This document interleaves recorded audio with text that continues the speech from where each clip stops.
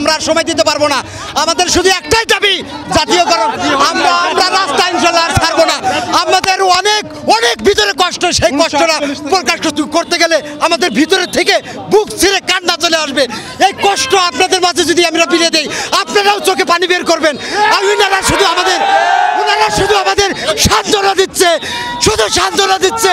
এই সান্ত্বনা আমরা চাই না, শুধু আমরা চাই জাতীয়করণ, জাতীয়করণ, জাতীয়করণ। মেইন দাবি হলো আমাদেরকে জাতীয়করণে অন্তর্ভুক্ত করতে হবে।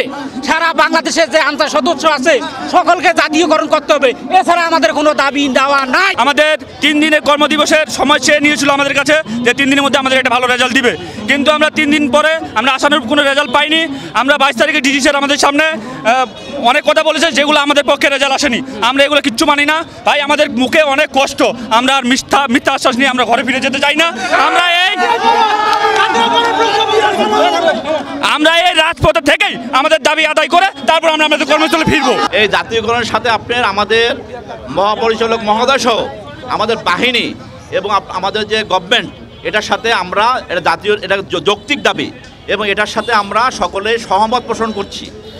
কিন্তু সিস্টেম তো আছে আপনার, তো এখনই আমি আপনি বলি আপনি যদি বলেন আপনার গভর্নমেন্টের একটা প্রসিডিউর আছে, এই প্রসিডিউরের জন্য কিছু সময় দিতে হবে তো গভর্নমেন্টকে।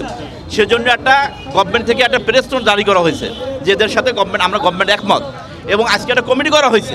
সে কমিটিতে এদের পক্ষ থেকে 4 জন থাকবে এবং একটা বড় একটা কমিটি থাকবে। সেই কমিটি এটা নিয়ে সুপারিশ করবে। এরপরে আন্তঃমন্ত্রণালয় মিটিং হবে, একটা সিস্টেম আছে, আপনারা তো জানেন স্থায়ী করতে হলে কিছু নিয়মকানুন আছে। আন্তঃমন্ত্রণালয় মিটিং হয়ে সেটা তাদের বিষয়ে এখন সেগুলোর জন্য আপনাকে একটু সময় দিতে হবে।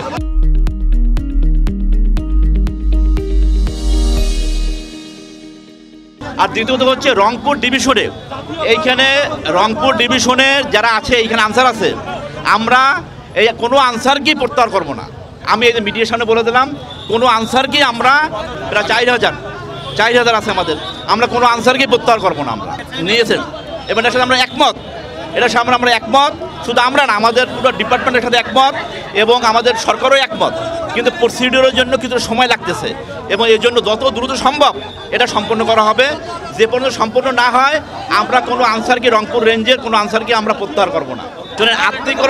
আত্মীকরণ ভিন্ন জিনিস, আর জাতীয়করণ আপনি বুঝতে হবে। জাতীয়করণ হলো ওরা চাকরিটা পার্মানেন্ট করা।